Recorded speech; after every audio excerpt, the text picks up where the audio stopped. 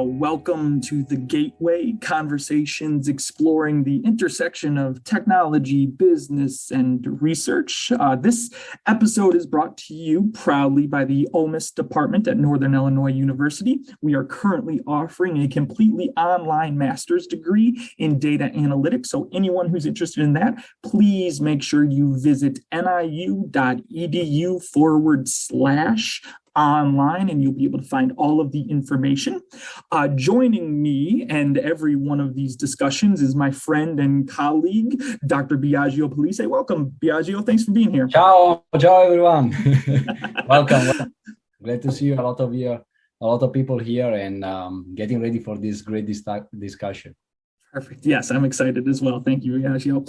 So, as all of you know, and for all of those tuning in, this inaugural event, we will be looking at the potential impact of artificial intelligence on our world, our future, and what it could be. So when Biagio and I were talking about this one, we couldn't really think of anyone better than our two wonderful guests.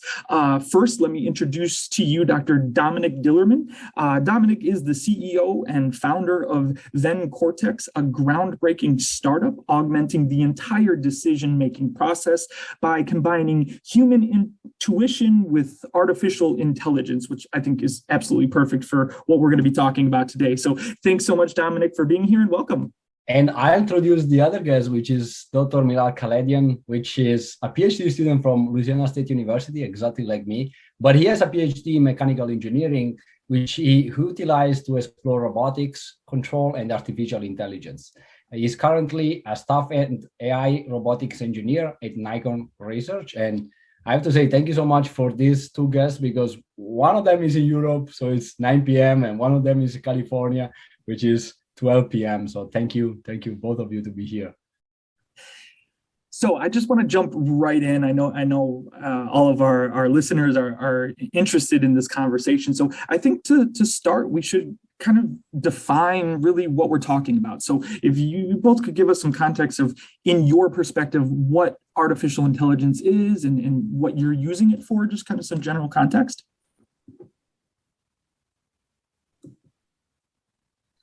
Dominik, I think you're still muted. If you are, sorry about that. Yeah. There we go.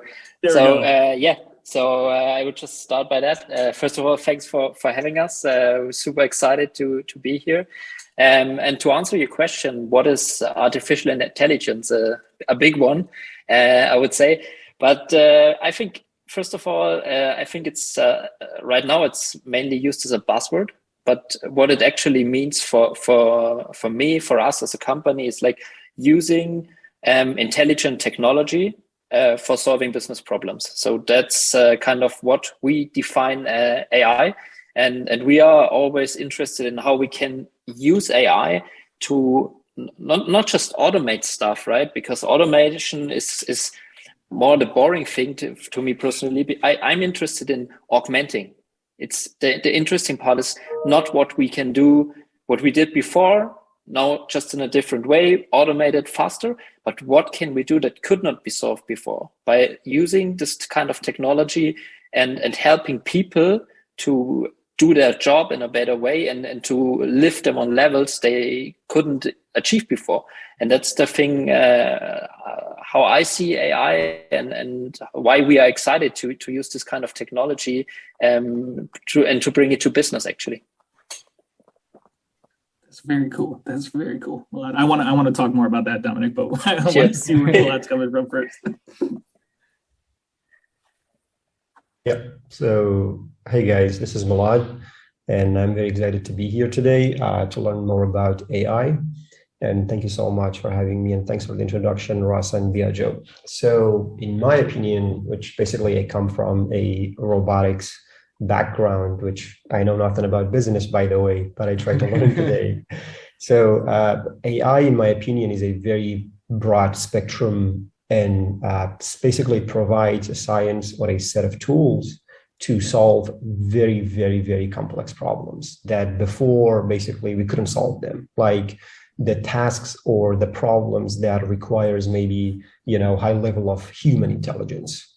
Like if I want to make this a little bit kind of simpler, think about, if you show an image of a dog, for example, to a 5-year-old kid, easily the kid can say, oh, this is a dog. Even they might even say the breed, this is a white Swiss Shepherd or a dachshund or whatever. But if you show that to a robot, even though that's very simple for a human to do, but a robot cannot do that because it requires maybe a lot of training. It requires a lot of intelligence to be able to say such a thing. So the AI is basically provides rather maybe simple solutions to extremely hard problems that before we couldn't solve them easily, but now, just with the help of AI, we can solve those very complex problems that requires human intelligence.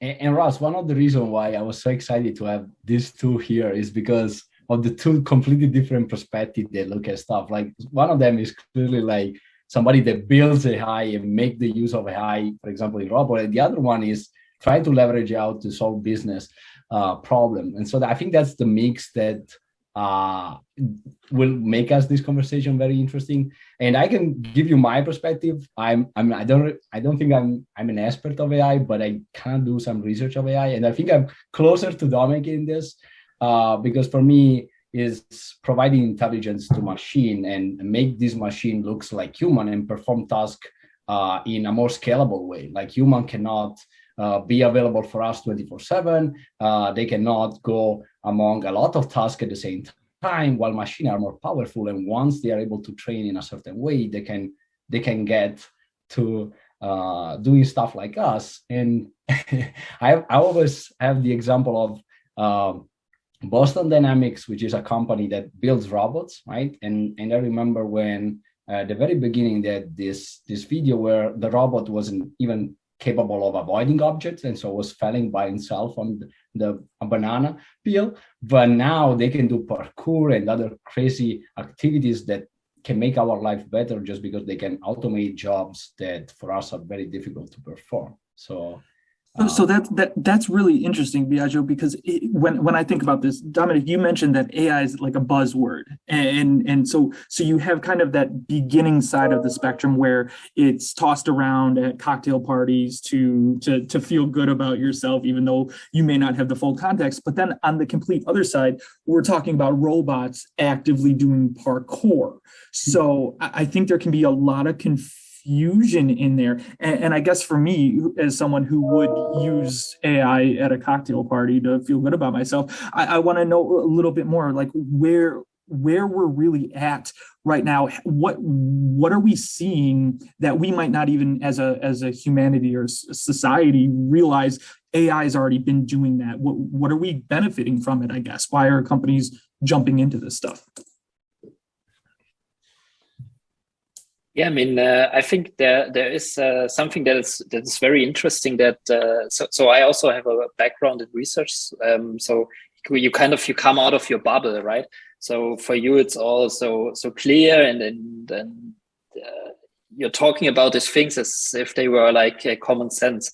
And then when you go to like industry or like society as general, then you kind of come in a discussion where we see many times people have like the expectations are quite different from reality. And it's quite interesting because it goes in two directions. On the one hand, there are things that people that are very simple for machines, right? Working with big amounts of data and things like that. Where when we talk with people and business applications, people think like, yeah, but that's such a complex thing. How can we do that? And this is obviously something that like machine learning is perfectly for. And then on the other hand, there is this kind of misunderstanding of what we talked about before with transferring knowledge, like putting knowledge into a different domain and making this transfer fast. So we say many times that people see this kind of technology, they say, it works here so perfectly, we can do it somewhere else. And then they have this kind of imagination of DAI, which I always like as a term. When people say DAI, kind of, they think like there's some smart things sitting around somewhere. And I don't know, doing some task, and it can just do everything. And then we also come into this kind of discussion where it comes into, will it be dangerous for us? And then people pick up the tweets of Elon Musk and so on without context, and they don't think about it from like really a technology perspective, but it's kind of scaring them in some way. So I see that there is a lot of need to make it accessible to people and to explain it to people what it is and how you can apply it to get like a rough understanding. And especially I can see that in Europe, and I think, Germany is pretty poor when it comes to every kind of digital technology, and AI it's nothing different here. So imagine Italy. I think it's a European problem, to be honest. Right. Really. Yeah. So I think especially there, people have this kind of weird imagination of what it actually is, and then we, for example, recently I saw that they were talking about Europe needs a European-built sovereign AGI and things like that, and you're thinking, guys, what are you doing? Like, you're investing shitloads of money, and you're just burning money because of this expectations and kind of thinking that doesn't make sense at all. So this is something where I see a lot of issues that need to be solved to kind of make it accessible to the public, and then also make it easier for people to kind of understand what's possible and what's not, and help them actually use it in the real world, kind of.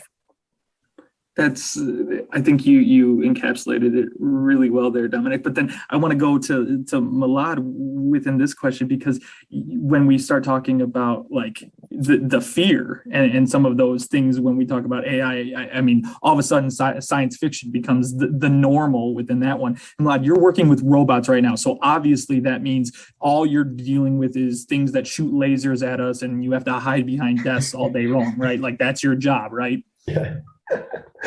Yeah, I would say at the moment we are not there for sure, but it's kind of good for me at least. Sorry. But definitely maybe in a longer future, I'm not sure when exactly, but it could definitely AI, or in general, machine learning, AI, robotics, it's like a, knife, it's double-sided. It could be used for, a lot of interesting stuff to help people, basically from manufacturing to logistic, specifically to healthcare, that nowadays is being used a lot, and also in business, which you guys are more familiar than me. It can be used for all those domains, which they are actually being used. And we are just at the beginning of AI, basically, although we spent a lot of work on it from the, 50, 60, 70 years ago. But because of, I'm going to talk about that later, because of computation power, now we can use it a lot more, but still beginning.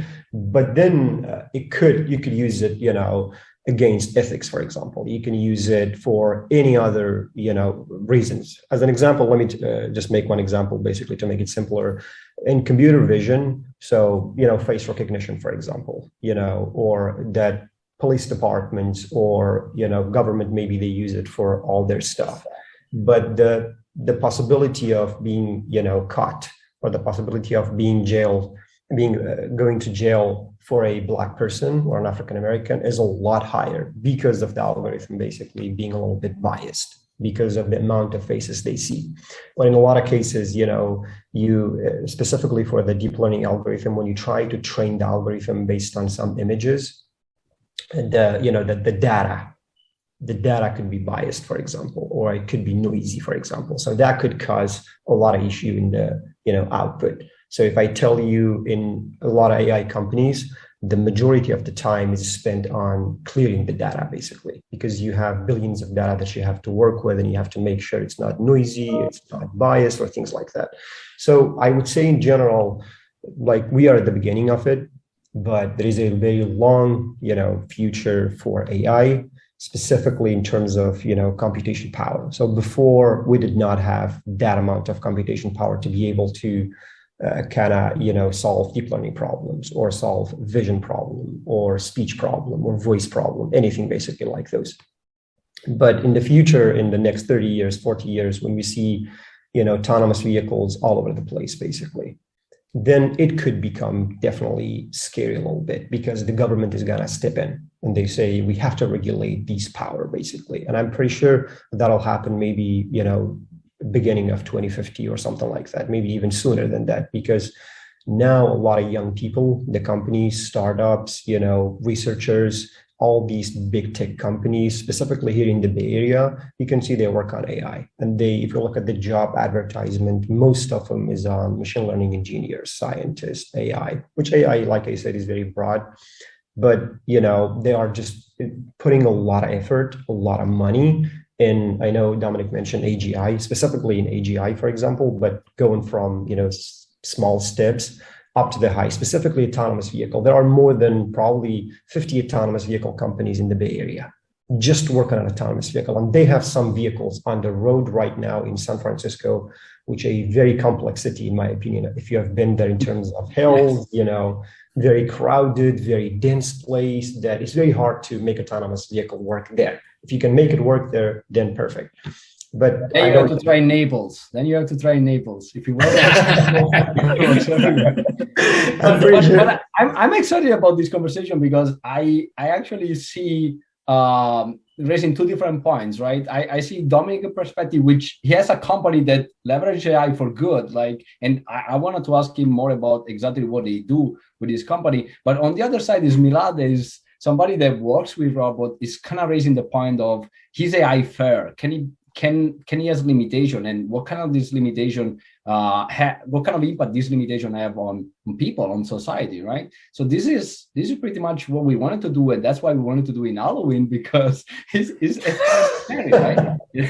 We don't know what's gonna take over us, and there are movies showing us the future where the robot take over humanity. So I think it's perfect. So I don't know, Raz, we're going back to Dominik and asking how they use AI in his company. Yeah. Well, I think the kind of cross between that is, especially with computational power, is it so much that we have more computational power, or is it more accessible? Like, Dominik, is that kind of where it is, that now, instead of having supercomputers that there was one and it took a floor of a building, where now businesses can access it, and on our phones we have just as much? Like, is that changing on the business side of things? Cloud computing.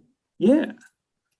Totally. I mean, I think it's accessibility on the one hand, which is also a thing of pricing wise. So it's not that you need to invest millions for many things. But another thing is also in terms of algorithm and the progress that we have in deep learning frameworks, for example, also pre-trained models like language models, for example.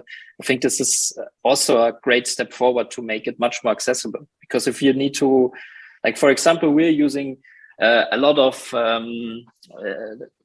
deep learning models for text and natural language understanding.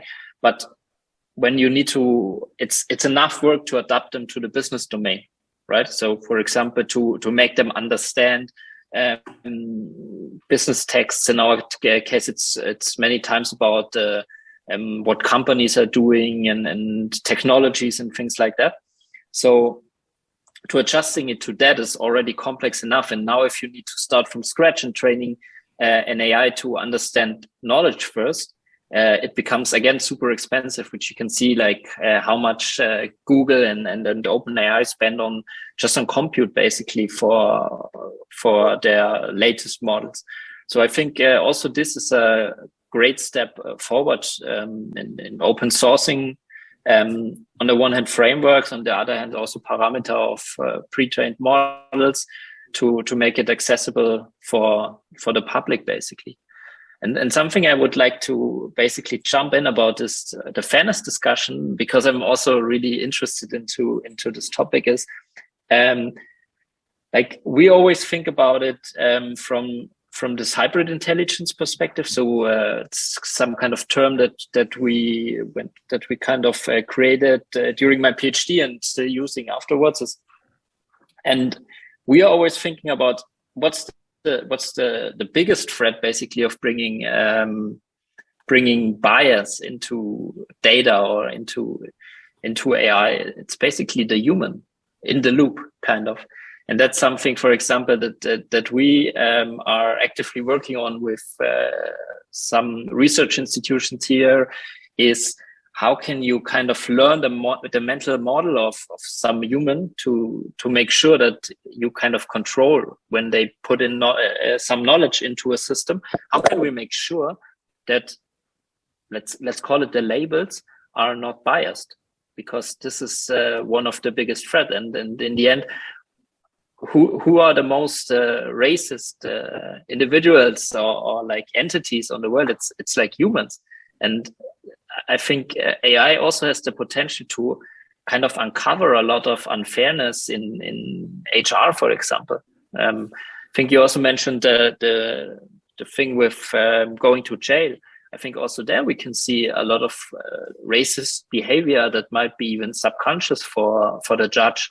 And AI now gives us kind of also the possibility to uncover that and to make it visible and transparent, and also that we as humans can learn from that, and we can kind of improve our own models that we have in our head to make decisions, for example, or to make judgments. And I think this is also a very exciting direction to think about what AI can do, and AI has the potential. And I totally agree that you need to take care of it, but it has the potential to make things much fairer than they are now, because it can be uncovered what is like now beneath the thinking of humans that are in power positions. I want to jump into this because I think the concept of hybrid intelligence is super cool, but is now well known. I'm very interested in it. So just let's explain it a little bit to everybody. So hybrid intelligence is a human can do so many tasks at the same time, but then there is a computer that can do much more. Is hybrid intelligence like a human with a bigger brain, like a computer brain, or how does that work in, for example, your company, and how do you apply it? That's very interesting to me. So we are always thinking about it as human plus AI and using complementary strengths, right? So as we brought up already in the discussion with transfer, for example, or human can compress a lot of information that you cannot capture in data because you just don't have the data available. Yeah. So if I ask you, for example, let's take a super simple example, weather forecasting. So you can use a lot of historic data, but you could use so much more data. Let's say you could have sensors everywhere and things like that. But if I ask you, what do you think how the weather will be like? You can compress so much information. Look at the sky. Just look at the sky. Yeah, but just looking outside, exactly. Right, so you can compress so much information into something like a judgment, for example, that gives the possibility, and this is the second part for mutual learning. So it's kind of, on the one hand, you can use AI to kind of augment a human by like supporting, providing contextual information, things like that. And on the other hand, you can use this knowledge again to give it back to the algorithm, like to use the human kind of as a constantly labeler of situations, especially in business, where we apply it. There are so many situations that are super complex, and you cannot do like take a data set with a lot of labeled examples, do supervised learning, and you're done. So it's like a constant process where you can kind of label, so to say, very complex business situations, and then make sense of it in the retrospective. So the human leverage the technology to perform tasks and make better decisions just because it has more power, and the algorithm learns from the human and outwalk more like a human, right? Something like exactly. that? Exactly. And the final part is that I think something that we all agree on, and that's to solve things that couldn't be solved before. And we think there is definitely before we go to AGI that is like capable of doing everything in the world, I think there will be a long time of hybrid intelligence kind of doing that. And this, I think, will be definitely the next generation that we have in AI, like moving from full automation to this hybrid approach, especially if you have like very critical domains, can be safety critical, can be also critical from an ethical standpoint. And sometimes it's just something like a subjective feelings that people feel much more convenient when they have the feeling they are still the ones pushing the button, although they might do the exact same thing. Right. Well, Dominik, I absolutely love that, because I have a question for that later, so I definitely want to touch more on that. But, Milad, I'm gonna bring what Dominik was saying back of within biases built into algorithms and what we put, that we bring our own self into these things. As someone who works with robotics, I would say, or I believe you're trying to imitate the human ability within a robot, whether it's visual, whether it's physical, anything like that. How do you approach that, where you're trying to imitate human, but you still want to take some of our worst parts of who we are? So, how do you create it but eliminate human from being a robot? Yeah, that's a great question. So I think in robotics, basically, if you want to emulate human behavior, the reason we do this is because the robot would do it better.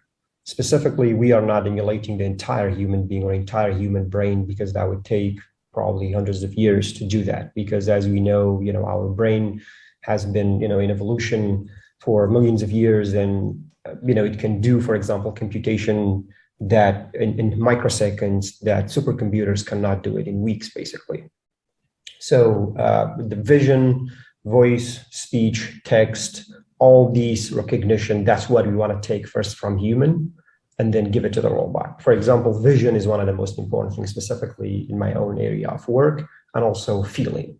So these two, by feeling, I mean not the emotional feeling and stuff, maybe one day, but not now. Yeah, physical feeling. So for example, for a human, if you want to put a USB into a USB port without looking at it, as long as you get close to it, you can just do by feeling and then insert, right? For a robot, that's not an easy thing, right? So you have to either go back to what Boston Dynamics that Biagio mentioned do, which actually a lot of people, they don't believe Boston Dynamics are AI because because they do classical control on robotics. They don't do any sort of, as far as I know, they are trying, but they don't do any sort of the AI that we talk about these days. They do completely advanced, force control robotics and things like that. Very, very well designed, hand-tuned, hand-designed algorithm that basically works perfectly. But if you put that into an unstructured environment, it's not going to work that well. If you change just a bit something, it's not going to work out. So the main thing we want to do is we want to empower the robot to do things in unknown environment. Like if you change something just a bit, it has to be able to take care of it. You know what I mean? Like if you put it in an unstructured environment, it should be able to take care of that specific task, for example, not basically, because a lot of time in the past, we had, math, we had physics, we had a lot of things that we could do in robotics. But if you have changed something, nothing is going to work out, because, it would become unstructured, it would become dynamic. But now we want to empower robots with AI to do those kind of stuff. And the main thing we do, like I said, is vision, kind of voice recognition and feeling, basically like the tactile sensing and things like that, specifically in my own area. So, I'm sorry.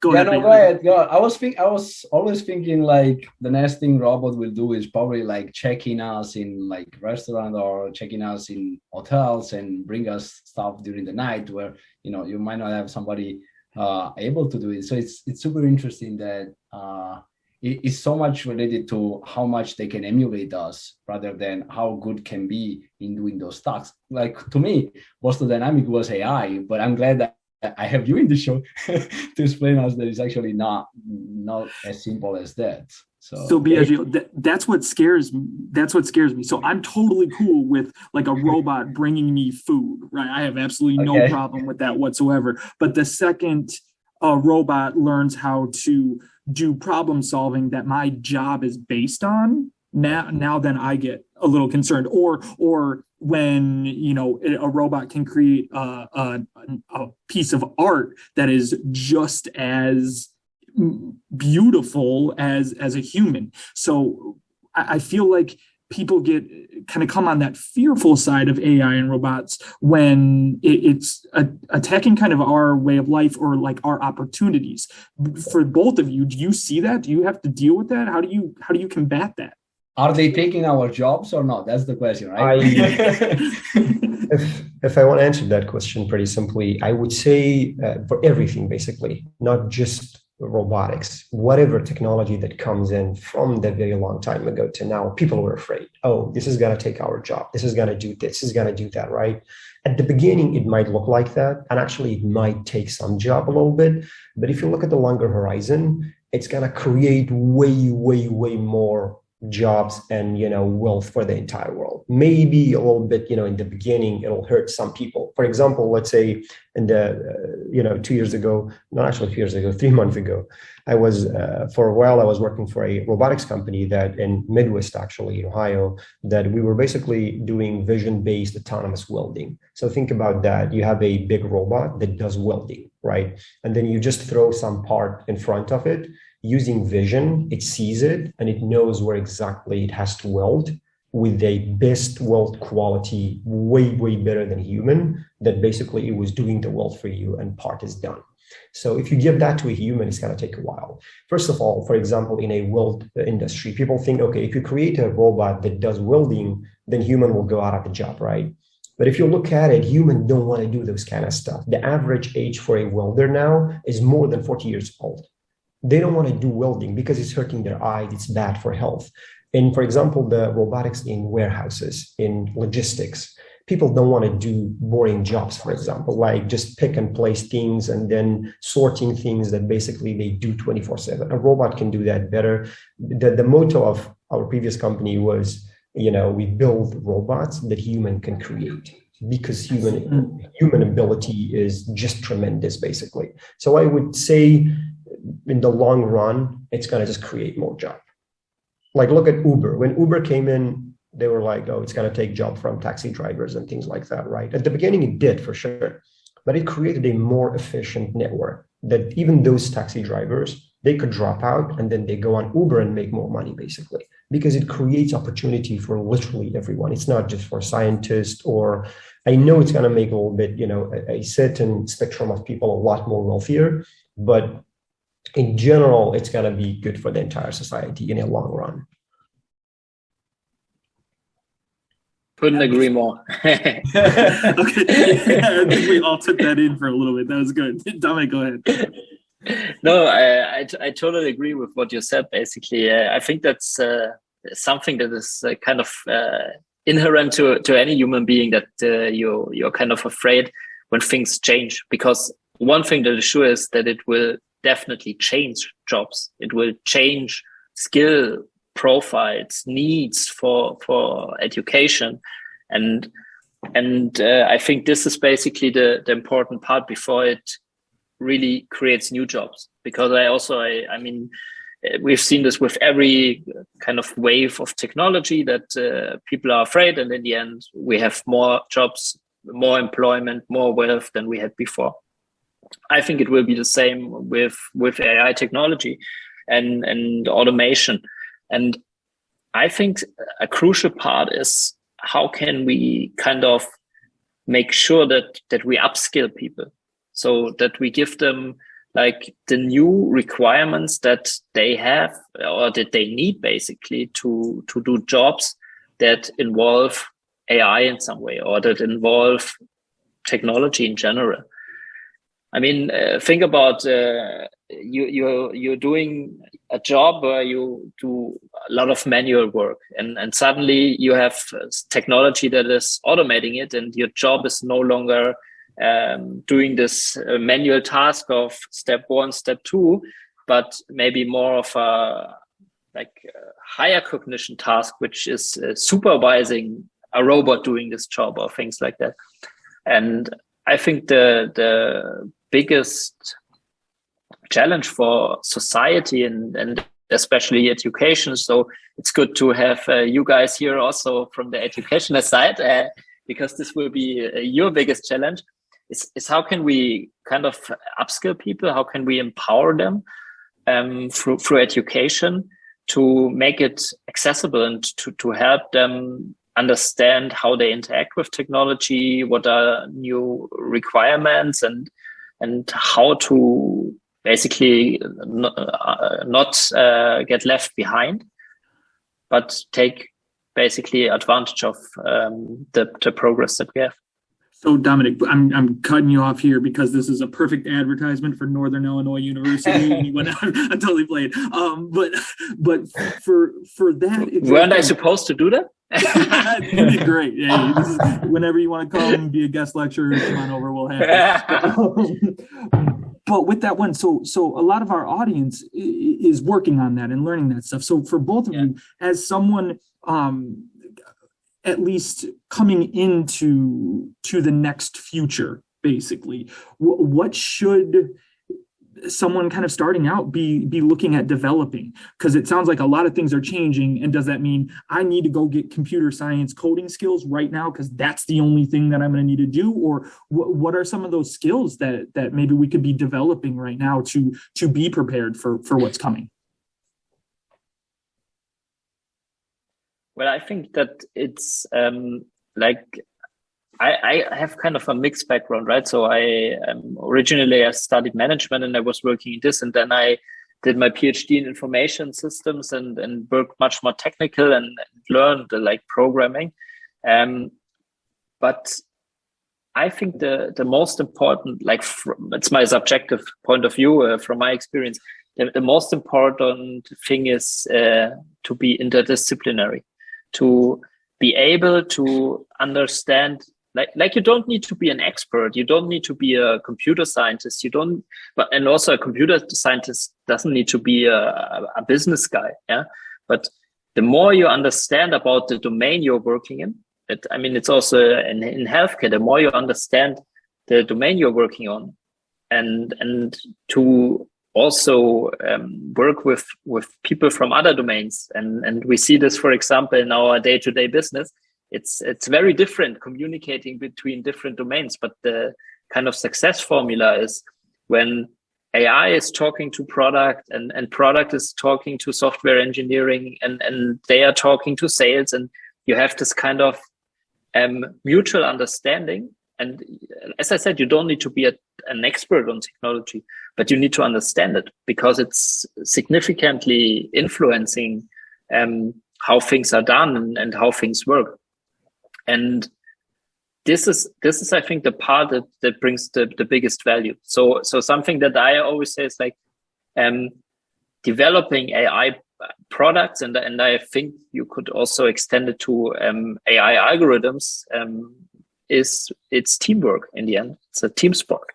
And I think if you're not doing it super isolated for a very small task, just in research, it will always be like that.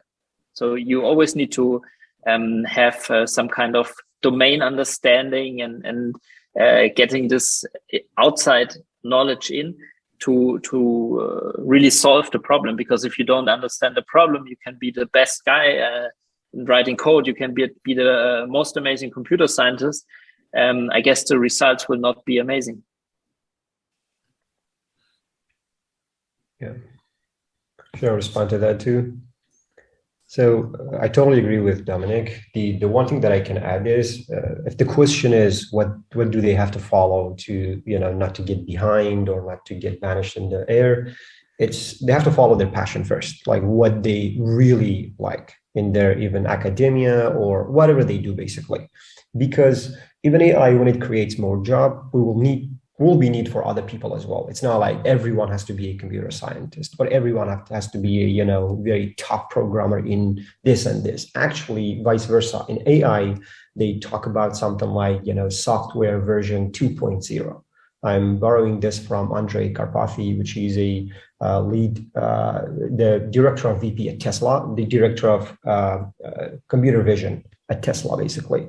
Software version 2.0 doesn't require to know a lot of software. It doesn't require to know, you know, a lot of programming and stuff. You just have to know to work with data and be able to write programs in deep learning, basically. Because, for example, if you want to write a program that detects dog from cat, from an image or from a video, right?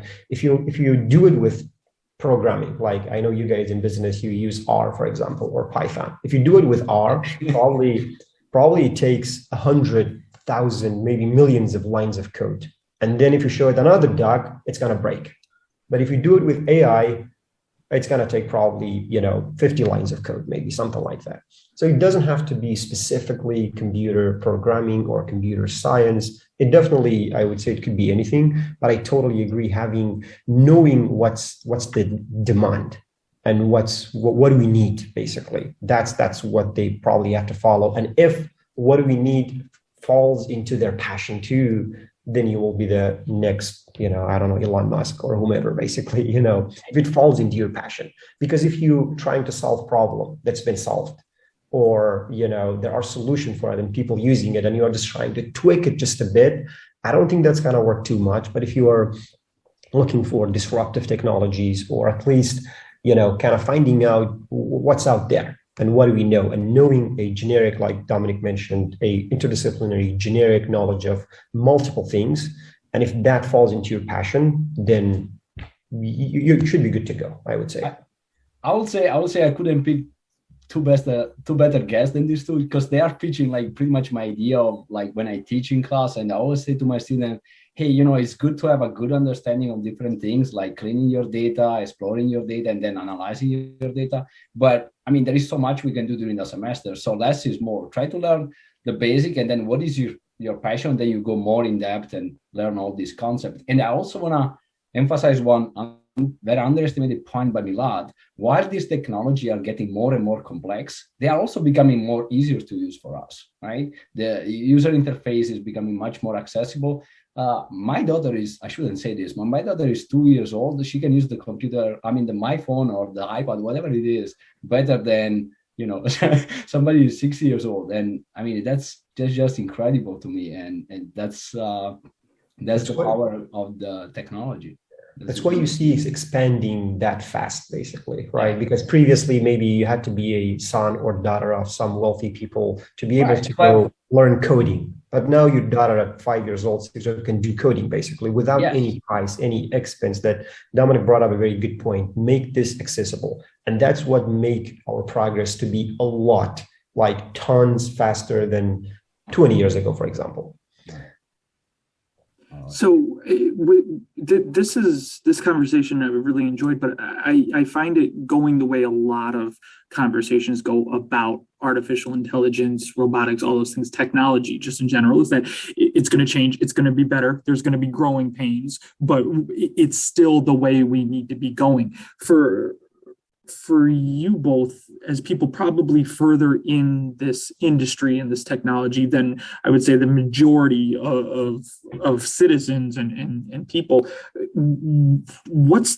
is there a threat to AI? Is there something that you both are concerned about, or saying, hey, if this starts to happen, then we do have a problem, then we do have that stuff? Or is it really like, as long as we keep making good decisions, which humans are known for doing completely as a society, but like, where is your kind of red flags with the potential of artificial intelligence, if there are any? Yeah. Dominik, you want to go first? Yeah, sure. I think that the first step is basically education again. So making people understand it, because the first threat is like a misunderstanding, and then going to this kind of senseless discussions about threats that are maybe not existent. And And on the other hand, also when policymakers don't understand technology, then we're making laws, we're making policy for things that don't make sense at all. And I think we see, again, European problem, right? With what we did with all this GDPR compliance rules and now also with trying to regulate AI. I think it's going in a totally wrong direction because we are not actually solving the real threats and the real problems there, but we're just making up some rules that are, in my opinion, often coming from a wrong understanding of this technology. And we come up with... Can you define the GDPR, what that is? I know some of our audience members might not have a context of that. So basically we have this data privacy policy. And I think like the original idea there was to kind of giving you autonomy over your data, like the private data. And the goal was, and I might be wrong there, but I think the goal was there to kind of go against monopolies, like, for example, Facebook, Google, and things like that. What actually happened is it made like it's really kind of hindering progress that we have. And now we have a lot of regulation that is coming up with how you kind of need to deal with AI. And we don't have this kind of sandboxing approach where you say, yeah, we try it out and we see what happens, because actually we don't know. And we kind of work hand in hand with regulatory institutions.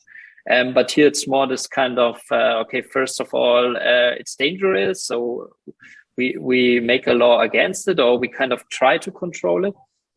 Like I said, the thing then is we're talking about ethics, we're talking about all this kind of things, but we don't actually understand it, right? We don't understand what it means and what's the impact of technology there.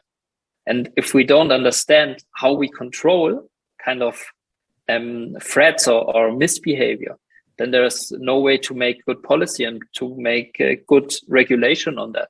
And I think that's why the biggest threat that I see is that we are not able to catch up with the understanding about AI technology across the society, like kind of going out from, again, I think all of us here, we are again in our bubble and we all know about technology and it's easy to talk about it then. But we need to make sure that people understand it, like the average Joe understands it basically, and also people that are in power positions understand it, that are making policy, that are making regulations, that are kind of in politics, for example. And I think this is one of the most crucial parts. And then we can start thinking about how to control AI. For example, I don't know, having like a general, maybe even global agreement on how AI should or should not be applied in weapons, for example. But for that, we need to really understand it. We need to understand the pros and cons, because it's not like always there is a con. And I think with the weapons, it's a good example, right? So if I have intelligent weapons that are able to kill just the enemy, yeah, it might be a huge advantage compared to we throw a nuclear bomb because we are not better in kind of hitting the target.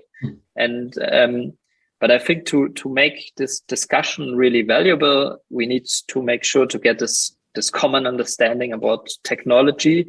And I think with AI, because it's so pervasive, it's something that you don't have in so many other things, right? So if you have a new technology that's coming in a niche, let's say, yeah, we have, for example, in Europe, finance is quite popular. So we have a lot of blockchain stuff coming up in countries like Switzerland and the DACH region.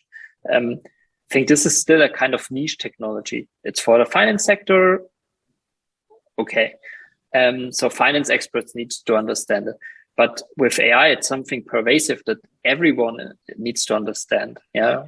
like this new kind of electricity. I think it was termed already, and that's why it shouldn't be a niche any longer. It shouldn't be a bubble any longer. It should be understood by the broad society. So Dominik, you brought up a really, really cool thing within that stuff. And also thank you for bringing up the GDPR, because our next episode is going to be talking about privacy and all of those great things. So you're lining this up perfectly for us. But I want to then still go on the kind of the threats, the red flags. So Milad, with what you're doing with visual context, I could see that being directly implemented in military, actions. And I know we already have like the kill chain where like at some point a computer somewhere says, hey, it meets the close enough shadow imprint. So now we send a drone. And that's where, whether it's accurate or not, the synopsis of that story is very intimidating and very scary, because then we are, like Dominik, you mentioned, okay, it's cool when I get to press the button, like to make the decision when a human does, but the minute a computer does it, I'm like, hold on, like I don't trust that at all. So is that a concern of yours, or is that kind of like, hey, again, with education, we'll see it get better? I think with education, it's going to get better, but whether we like it or not, I think government is going to regulate AI. There is no question about this. They will go into regulate it because it's extremely powerful. And when I say powerful, I'm not talking about maybe today. I'm talking about, because we are just at the beginning of, AI was there, right? For a long, long time, AI has been there. The problem is from 2012, when we found out that we can use, for example, GPUs, like graphical unit computation units, we can use them, or FPGAs, or anything basically that can give us more power to compute. Then AI, became something that, hey, we can definitely use this. So as an example, look at the autonomous vehicle. Again, I'm making an autonomous vehicle example. Before the car was here, even the automobile, just simple automobiles, I don't know how long time ago, but there was no road, no bridges, or maybe not the way we see it today, right? So infrastructure had to change to facilitate things for automobiles, right? Now, imagine you have an autonomous vehicle, basically a robot that will interact with human being on the road. Let's say 50% you have human driver and 50% you have autonomous vehicle, basically. So that we are not going to have that unless we will change the infrastructures. And by infrastructure, I mean changing the roads, changing the regulation, changing the rules of traffic, everything basically. So government will intervene for sure. And whether we like it or not, government or anybody else can use AI for whatever they want, which they are absolutely using it right now. Like using it for, like I said, for facial recognition in judiciary system, in anywhere, basically. They can use it. Maybe they don't take a lot of action or take a lot of decision using it, but they're using it at least for evaluation right now, basically, for anything. So in terms of, military weapons, definitely you could use AI. A lot of people are against it, they are basically building it. Today, actually, on LinkedIn, I saw a post. There was I think it was Ghost Robotics. They had their dog type robots with a big gun machine on it, basically. The people were like, we are not building this for such a thing. But it's like a knife, like I said, right? You can either, chop things and make Italian delicious food, or you can hurt people, right? So it could be both ways, basically. We cannot stop just because we will say, hey, it's going to be used for other stuff, basically, bad things. We cannot stop doing improvement because on the other side, it's going to make our life a lot easier. Like I said, from manufacturing to logistics to healthcare, which is, I think, one of the most important things that, AI can help us. We have to just improve on it. So the other question you asked about limitations of AI and why we are not there yet.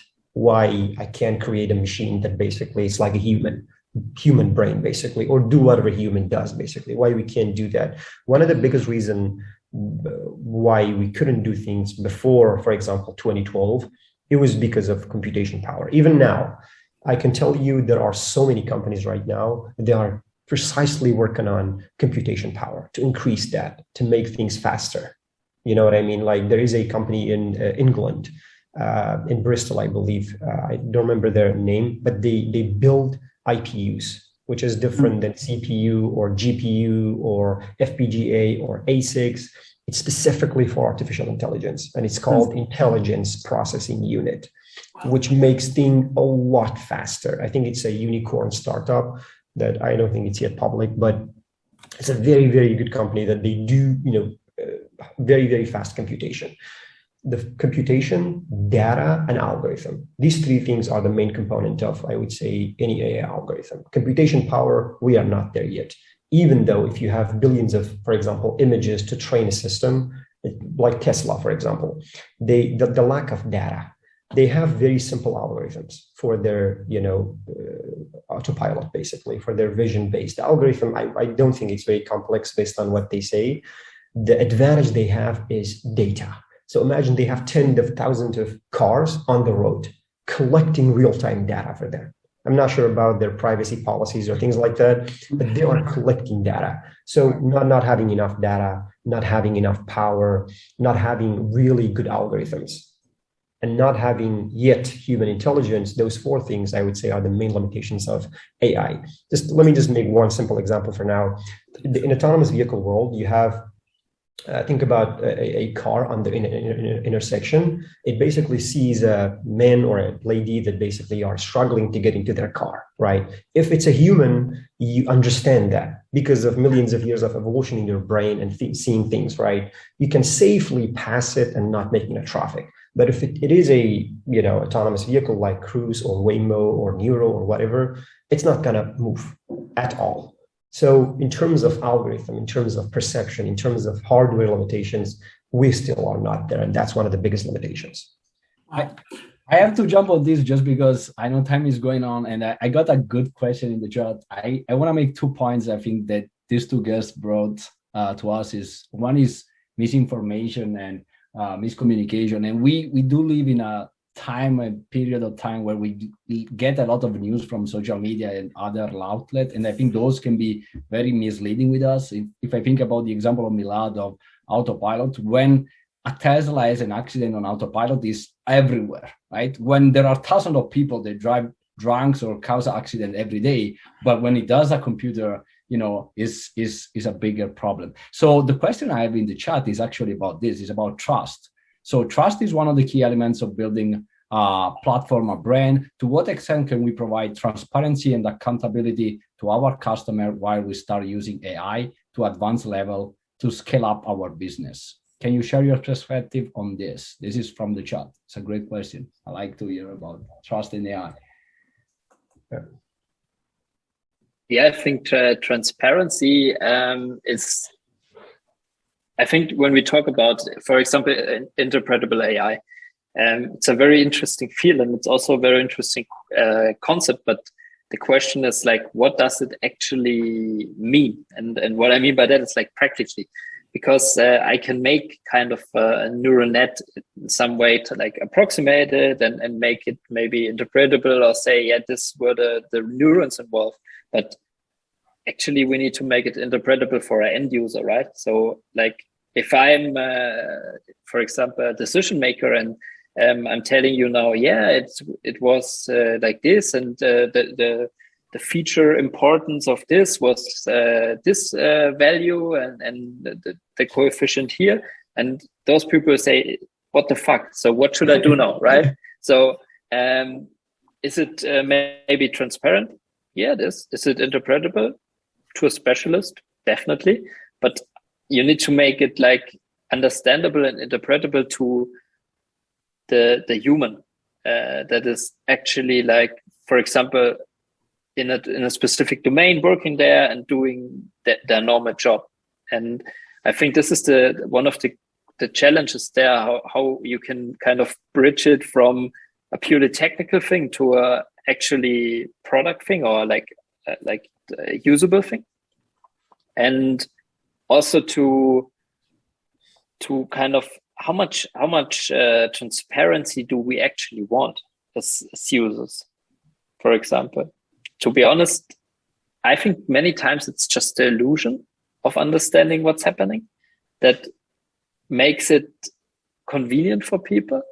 And there comes basically the part, like, how can we, I think the interesting part is how to also like let the user decide how much interpretability and transparency they actually want. Because I think many times you will have situations where people are saying, no, if I trust because of the outcome, like if the outcome brings me value and I kind of, if I think, I will actually make the same choice as the system suggests to me, I think this creates trust. So the outcomes create trust. And then what we see many times in applications, they don't care how it's created. They don't care what's going in the background. For them, it's like, okay, it's AI or it's something. But what they actually care about is, do I trust the result? And trusting the result, I think, is a progress of learning that the results actually make sense. And I think it's still also trusting, for example, the company or trusting the people that work with them. If I work, for example, in a project with a client and I give them software, it's a lot about, do they trust me and do they trust us as a company? And then they start trusting the results when they think they make sense. And then people start trusting AI. I think that's the many times the way. And if I say, here, perfect interpretable, have fun, it doesn't really bring them value, because it's really this kind of, do I think what comes out makes sense? Mm-hmm. And Milad is going to say something about cars, right? He's going to say that Tesla can bring you somewhere without you paying attention to it, so it's going to be super valuable. I think we should have more about this conversation, because the kind of the idea of AI adoption and all these related questions that comes with it. But I totally agree on you about, do I see enough value to actually use it and take chances? And we have seen this before when we were talking about e-commerce. Do we trust making a purchase online? And now people are using every day and don't even go grocery shopping because of it. So yeah, I think it mainly probably comes with time as well. Like you have to, like Dominik mentioned, you have to just see the outcome. People really, I just reiterate Dominik, they don't care about, how things are built. They just want to see for example, we had to deploy robots in customers' site. They don't care how you do it. They don't even know AI, right? They just know it does better than human. It does better. It gives you good quality, product, for example. Your phone does good. It shows you it's a small box, but full of things, basically, right? So people trust it, if it has a very good outcome through the time. And we are good followers. We usually follow the trend, basically. If we see everyone uses the autonomous vehicle, other people will use it too. You know what I mean? So it's a matter of kind of being transparent. It's a matter of making it more accessible, making it understandable for people, how things are. And then basically, just looking at the outcome and see if it's doing good or not. That's what I feel too. Wow. Yeah, Dominik, Milad, this was an absolutely enjoyable conversation. I know we got to wrap things up, and again, thank you both for being here, for sharing your perspectives with our audience. I know I learned a lot from this conversation, but again, I think as we're finishing up, there's only more things to be discussed, and these conversations are important. So again, truly, thank you for sharing your time with all of us. Everyone else, thank you all for being here. Make sure to be looking for our next episode on December 1st about privacy and cybersecurity. Feel free to reach out to omis@niu.edu for an ability to RSVP for that. And again, thank you all for joining us, and have a good rest of your day. Happy Halloween. Don't be scared of robots. Yes. Thank you, guys. Thanks, everyone. Great day. Bye.